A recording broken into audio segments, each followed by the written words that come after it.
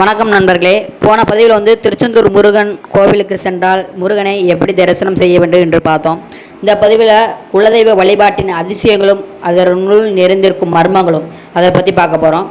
குலதெய்வ வழிபாட்டின் அதிசயங்கள். ஒருவர் வீட்டிற்கு குலதெய்வ வழிபாடு ஒருவர் வீட்டில் தொடர்ச்சியாக ஆண்டுதோறும் மாதந்தோறும் குலதெய்வத்தை தரிசனம் பண்ணிக்கிட்டே இருந்தாங்க அப்படின்னா அவ்வீட்டிற்கு வரக்கூடிய கெடுதல்கள் கெட்ட நேரங்கள் குறைவாக இருக்கும். அதே குலதெய்வ வழிபாடு முறையாக பண்ணவில்லை, குலதெய்வத்திற்கு செய்ய வேண்டிய சடங்குகள் சரியாக செய்யவில்லை என்றால் அவ்வீட்டிற்கு கெடுதல் நிறையாக இருக்கும். இதுதான் குலதெய்வ வழிபாட்டினுடைய அதிசயங்கள்.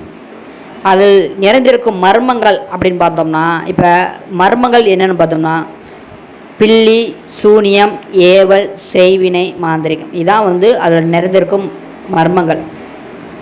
பில்லி என்றால் என்ன, செய்வினை என்றால் என்ன, ஏவல் என்றால் என்ன, மாந்திரிகம் என்றால் என்ன, இதை பற்றி நம்ம பார்க்க போகிறோம். பில்லி என்றால் என்ன? பில்லின்னா ஒருவர் வீட்டிற்கு பில்லியை செய்து அதை ஏவி விடுறாங்க அப்படின்னம்னா, அதை எப்படி செய்வாங்க அப்படின்னம்னா, ஒரு பூனையை அதை வசியப்படுத்தி அதை பலி கொடுத்து அதனோட ஆன்மாவை எதிராளி வீட்டிற்கு ஏவி விடுவாங்க. அப்போ அந்த பூனையோட ஆத்மா எதிராளி வீட்டிற்கு செல்லும்போது அங்கே பணப்புழக்கமே இருக்காது, பொருளாதாரம் முற்றிலும் தடைபடும்.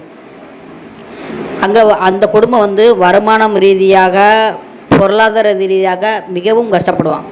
இப்போ ஏவல் என்று பார்த்தோன்னு வச்சுக்கோங்க, துர் ஆத்மா. இந்த துர் ஆத்மாவை என்ன பண்ணுவாங்க அப்படின்னா, ஒரு வீட்டுக்கு ஏவி விடுவாங்க.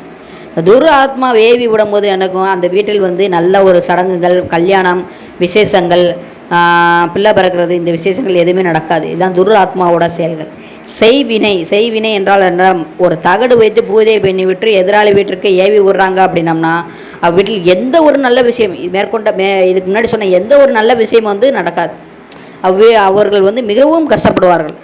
இதுதான் பில்லி, சூன்யம், ஏவல், செய்வினை. இதற்கும் குலதெய்வ வழிபாட்டிற்கும் என்ன சம்பந்தம் அப்படின்னு பார்த்தோம்னு வச்சுக்கோங்களேன். இப்போ குலதெய்வ வழிபாடு முறையாக செய்து கொண்டிருக்கும் ஒரு குடும்பத்தில் குலதெய்வம் வலுவாக இருந்துச்சு அப்படின்னம்னா அவ்வீட்டில் இந்த கோளாறு எதுவுமே நெருங்காது. பில்லியாக இருந்தாலும் சரி, சூனியமாக இருந்தாலும் சரி, ஏவலாக இருந்தாலும் சரி, செய்வினையாக இருந்தாலும் சரி, இந்த பாதிப்பு எதுவும் அணுகாது. ஏன்னா அங்கே குலதெய்வம் காத்து கொடுக்கும். குலதெய்வ வழிபாடு முறையாக பண்ணாதவர்கள் வீட்டில் இதனோட பாதிப்பு ஈஸியாக அணுகி அவர்கள் குடும்பத்தை தரைமட்டமாக்கிவிடும். இதுதான் குலதெய்வ வழிபாட்டில் இருக்கக்கூடிய அதிசயங்களும் மர்மங்களும். இப்போ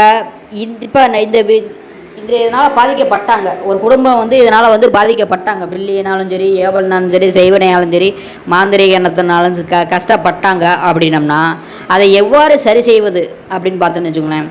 ஒருவர் வீட்டிற்கு கெடுதல் செய்யும்போது அவர்களோட குலதெய்வத்தை பார்ப்பாங்க. குலதெய்வத்தோட வேகத்தை கட்டுப்படுத்துவாங்க. குலதெய்வத்தை கட்டுப்படுத்தி குலதெய்வத்தை அந்த வீட்டிற்குள் செல்லாதவாறு சில விதமான பூஜைகள் பூஜை முறைகள் பண்ணுவாங்க. குலதெய்வத்திற்குன்னு சில கட்டுகள் போடுவாங்க. இதை பண்ணி தான் ஒரு வீட்டிற்கு கெடுதல் பண்ண முடியும்.